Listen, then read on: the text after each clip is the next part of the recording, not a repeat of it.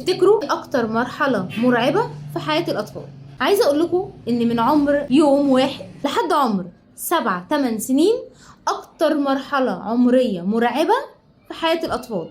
اكتر مرحلة الاطفال عمالين بيلقطوا كل حاجة حواليهم، بيشوفوا انت بتعمل ايه، بتتصرف ازاي، بيكتسبوا كل السلوك اللي ممكن تتخيلوها في المرحلة دي. مش شرط يكون الطفل بيقلد السلوك وبيدي رد فعل في الفترة دي، لكن الحاجة اللي اكيد هو بيعملها ان هو بيجمع بس ردة الفعل بتاعتك وبيدونها في الذاكرة بتاعته، وبعد كده في اي وقت من الاوقات اللي هيكبر فيها هيبدأ يظهر كل ردة الفعل وكل السلوك اللي اتعلمه قدامك فيما بعد.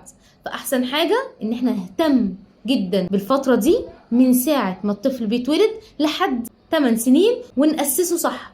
طموحه، ثقته بنفسه، شخصيته، كل ده هيتكون الفترة دي.